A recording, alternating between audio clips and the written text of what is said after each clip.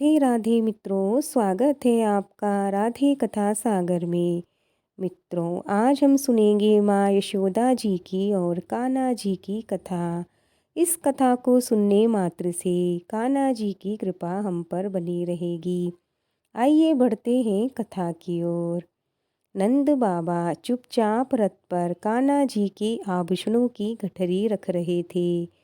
दूर आश्रय में मूर्ति की तरह शीश झुकाकर खड़ी यशोदा को देखकर उन्होंने कहा, क्यों दुखी होती हो यशोदा?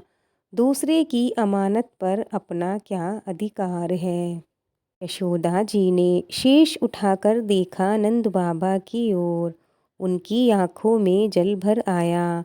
नंद बाबा निकट चले आए। यशोदा जी ने भारी स्वर में कहा, तो क्या कान्हा पर हमारा कोई अधिकार नहीं है? 11 वर्षों तक हम असत्य से ही लिपटकर जीते रहे। नंद बाबा ने कहा, अधिकार क्यों नहीं है? कन्हैया कहीं भी रहे, पर रहेगा तो हमारा ही लल्लाना। पर उस पर सबसे ज़्यादा देवकी और वसुदेव जी का अधिकार है, और उन्हें अभी कन्हैया जी की आवश्यकता भी है। यशोदा जी ने फिर कहा, तो क्या मेरी ममता का कोई मोल नहीं? नंद बाबा ने थके हुए स्वर में कहा, ममता का तो सचमुच कोई मोल नहीं होता यशोदा। पर देखो तो कान्हा ने इन 11 वर्षों में हमें क्या नहीं दिया। उम्र के इस पड़ाव में जब हमने संतान की आशा छोड़ दी थी, तब वे हमारे आंगन में आए। तुम्हें नहीं लगता कि इन 11 वर्षों में हमने जैसा सुखी जीवन जिया है, वैसा कभी हम नहीं जी सके थे? दूसरे की अमानत से और कितनी आशा करती हो यशोदा? एक न एक दिन तो वह अपनी अमानत मांगेगा ही ना। कान्हा को जाने दो यशोदा। यशोदा से अब खड़ा नहीं हुआ जा रहा था। वे वहीं धरती पर बैठ गई। कहा, आप मुझसे क्या त्यागने के लिए कह रहे हैं? आप क्यों नहीं समझ रहे हैं?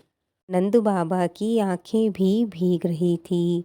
उन्होंने हारे स्वर में कहा, तुम देवकी को क्या दे रही हो, यह मुझसे अधिक कौन समझ सकता है यशोदा। आने वाले असंख्य युगों में भी किसी के पास तुम्हारे जैसा उदाहरण नहीं होगा। यह जगत सदैव तुम्हारे त्याग के आगे नतमस्तक रहेगा। यशोदा आंचल से मुंह ढांपकर घर में जाने लगी तो नंद बाबा ने कहा, अब कन्हैया को भेज दो यशोदा, देरी हो रही है। यशोदा ने आंचल को मुंह पर और तेजी से दबा लिया और अस्पष्ट स्वर में कहा, एक बार उसे खिला तो लेने दीजिए। अब तो जा रहा है, कौन जाने फिर कब मौका मिलेगा। नंद बाबा चुप हो गए।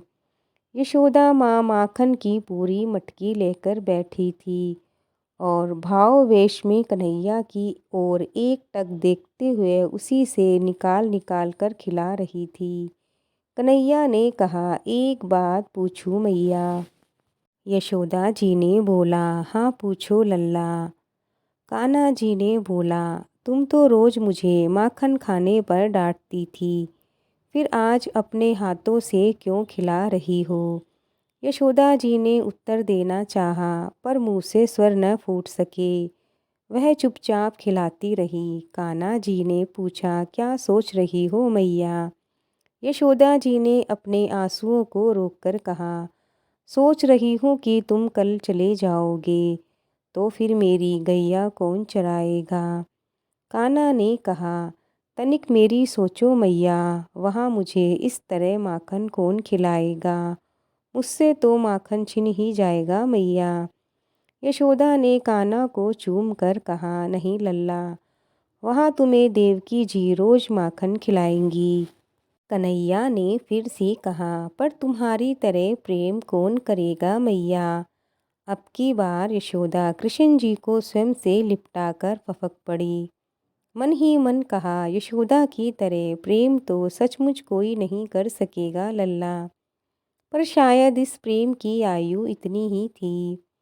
कृष्ण जी को रथ पर बैठाकर अकुर के संग नंद बाबा चले तो यशोदा जी ने कहा, तनिक सुनिए ना, आपसे देवकी तो मिलेगी ना। उससे कह दीजिएगा लल्ला तनिक नटखट है, पर कभी उसे मारे ना। नंद बाबा ने मुंह घुमा लिया।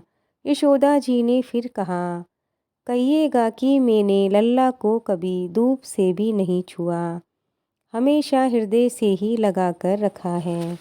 नंद बाबा ने रथ को हाँक दिया। यशोदा जी ने पीछे से कहा, कह दीजिएगा कि मेरे लल्ला को माखन प्रिय है, उसको ताज़ा माखन खिलाती रहेंगी माँ देवकी, बासी माखन में कीड़े पड़ जाते हैं। नंद बाबा की आंखें फिर भर आई। उन्होंने घोड़े को तेज किया। यशोदा जी ने तनिक तेज स्वर में फिर से कहा, कहिएगा कि बड़े कोर उसके गले में अटक जाते हैं, छोटे छोटे कोर ही खिलाएं भोजन के। नंद बाबा ने घोड़े को जोर से हाँक लगाई। रथ धूल उड़ाते हुए आगे बढ़ चला।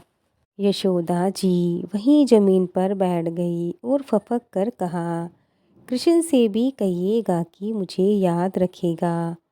उधर रथ में बैठे बैठे कृष्ण जी ने मन ही मन कहा, तुम्हें तो ये जगत सदैव स्मरण रखेगा मैया, तुम्हारे बाद मेरी जीवन में जीवन ही कहाँ बचा है, लीलाएं तो ब्रज में ही छूट जाएंगी। कृष्ण भगवान ने कहा, हाथी घोड़ा पाल की, जय कन्हैया लाल की। सदैव प्रसन्न रहिएगा, जो प्राप्त है वह पर्याप्त है। मित्रों, ये कहानी यहीं पूरी होती है। भगवान श्री कृष्ण की कृपा आप सब पर बनी रहे। आपको आज की कहानी कैसी लगी, हमें लाइक कमेंट करके ज़रूर बताएं। मिलते हैं और एक नई कथा के साथ। तब तक के लिए जय श्री कृष्णा, जय श्री राधे।